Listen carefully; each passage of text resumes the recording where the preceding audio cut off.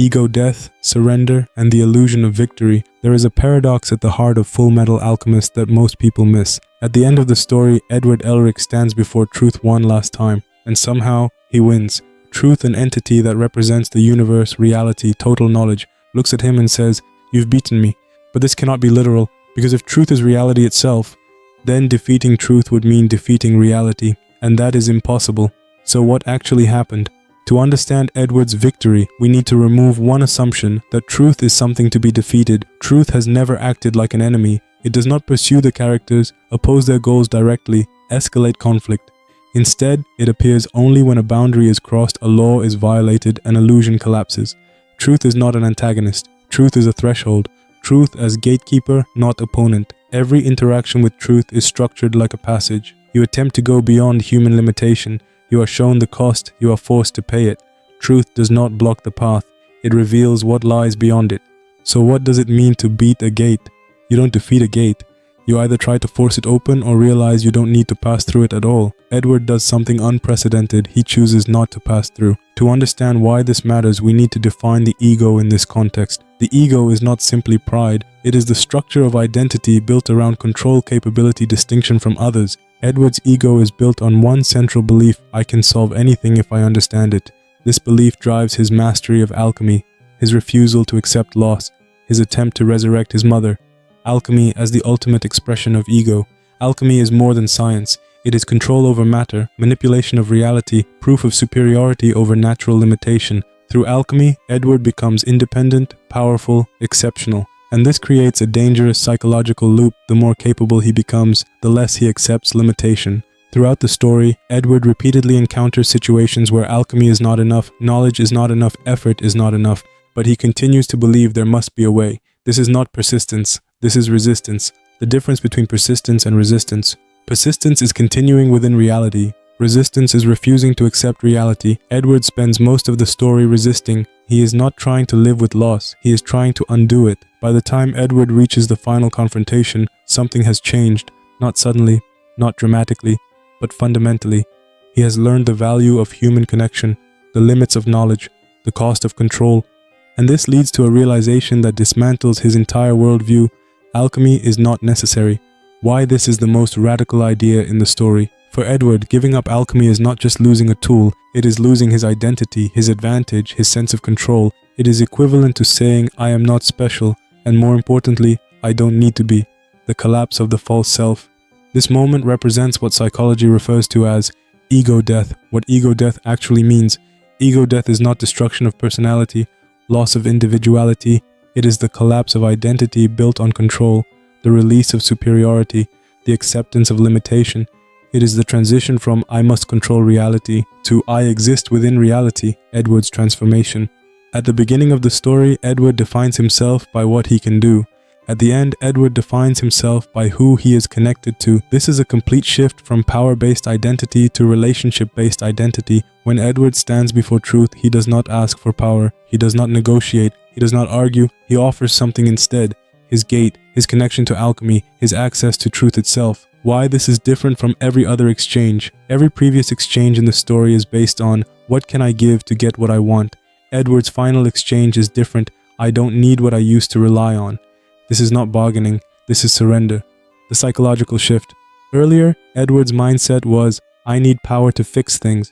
Now it becomes, I need connection to live with things. This is the moment where control is replaced by acceptance. Isolation is replaced by relationship. Ego is replaced by humility. Why truth accepts this? Truth's response is one of the most misunderstood moments in the story. It smiles and says, you've beaten me. What truth is actually acknowledging truth is not admitting defeat. It is recognizing completion, alignment, understanding. Edward has done something no one else has. He has stopped trying to transcend reality. The system has no more work to do. Truth exists to enforce limits, expose illusion, correct distortion. Edward no longer denies limitation, believes in absolute control, or tries to override reality, so truth is no longer necessary. Winning by letting go. Edward's victory is paradoxical because it is not achieved through strength, intelligence, strategy. It is achieved through surrender, humility, acceptance. Why this feels counterintuitive. Human psychology is conditioned to believe success comes from gaining more.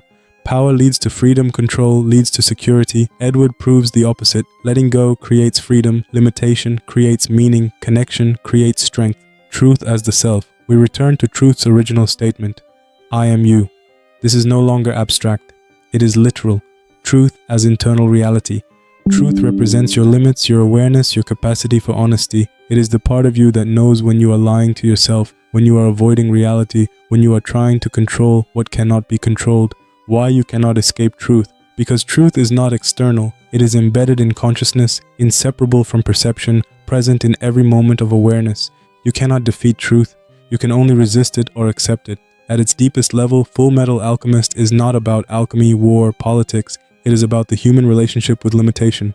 The central question, the story asks, what do you do when you realize you cannot control everything? The two possible answers: resist, seek more power, deny limitation, suffer endlessly, accept, embrace connection, live within boundaries, find meaning in reality. Edward's answer. Edward chooses acceptance, not because it is easy, but because it is true. Truth was never an enemy. Truth was never a god. Truth was never even a teacher. Truth was a mirror, a system, a boundary, and ultimately a reflection of the self. In the end, Edward Elric did not defeat truth. He simply stopped running from it. And in that moment, for the first time, he was free. Father versus truth, the war against limitation. There are two forces in Fullmetal Alchemist that stand at the highest level of existence. One calls itself truth, the other tries to become God. And between them lies the fundamental question of the entire story. What happens when a being refuses to accept limitation? Because Father is not simply a villain, he is an idea taken to its logical extreme. The origin of Father consciousness without humanity. Father does not begin as a person, he begins as something far more abstract, a fragment of knowledge, a consciousness born from the gate. Often referred to as the dwarf in the flask, Father originates as pure intellect, pure awareness, pure potential, but crucially, he lacks one thing: human limitation. Why this matters? Human beings are defined by limitation. We are born, we grow, we suffer, we die.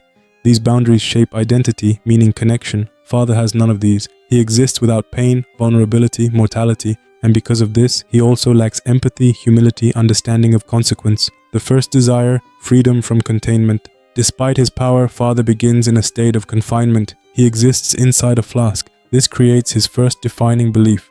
Limitation is imprisonment. This belief becomes the foundation of everything that follows. If Edward begins with, I can understand the world, Father begins with something far more extreme, I should be the world. Control as identity. Father does not seek knowledge for its own sake. He seeks knowledge to eliminate uncertainty, remove unpredictability, dominate reality itself. His goal is not to live within the system, his goal is to replace it. The rejection of human condition. Where Edward struggles with limitation, Father rejects it entirely. He sees emotion as weakness, dependency, as failure, imperfection, as something to eliminate. This leads to one of his most significant actions. He removes his own sins. Father creates the homunculi by extracting aspects of himself: pride, envy, wrath, greed, sloth, lust, gluttony. At first glance, this seems like purification, but psychologically, it is fragmentation. Why this is a critical error? Human identity is not composed of isolated traits. It is the integration of contradictions. By removing these aspects, Father does not become perfect. He becomes incomplete. The illusion of purity. Father believes if I remove my flaws, I will become superior. But what he actually does is strip away emotional depth, eliminate internal conflict, destroy the balance that creates self-awareness. He becomes stable, controlled, empty. Truth represents acceptance of limitation, integration of self, alignment with reality. Father represents rejection of limitation, fragmentation of self, domination of reality. Truth, I am all. Truth defines itself as everything, unity, totality. It includes contradiction, imperfection, limitation. Father, I will become all. Father's goal is to absorb everything, eliminate boundaries, become the singular controlling force. But there is a paradox here. Truth is all. Father tries to become all. Why this difference is critical. Truth does not need to act. It already encompasses everything. Father must act constantly because he is incomplete. Father's ultimate plan is not simply power. It is total absorption of existence. He seeks to consume God, control all energy, eliminate all limitation. The psychological meaning. This is the ultimate expression of ego, the desire to eliminate everything that is not self. Why this cannot work? To become everything in this way requires eliminating distinction, removing boundaries, collapsing identity into uniformity. But identity depends on difference, limitation, separation, so Father's goal contains a contradiction. To become everything, he must destroy the very conditions that allow anything to exist. When Father achieves his goal and absorbs God, something strange happens. He does not become stable, he becomes unstable. Why? Absolute power creates instability. With no limits, there is no structure, there is no boundary, there is no containment. Father begins to overflow, lose control, destabilize. This reveals a critical truth. Limitation is not weakness. Limitation is structure. When Father begins to collapse, truth appears again. But this time the interaction is different. Truth does not confront Father as an equal. It responds as something fundamental. The exposure of the lie. Truth reveals that Father was never truly free. Father was never truly complete. Father was always dependent on the system he tried to surpass. The final statement, truth essentially tells Father, you tried to take everything without understanding anything. Why Father fails? Father fails not because he lacks intelligence, he lacks power, his plan is flawed in execution. He fails because his foundation is flawed. The core error. Father believes limitation is something to eliminate.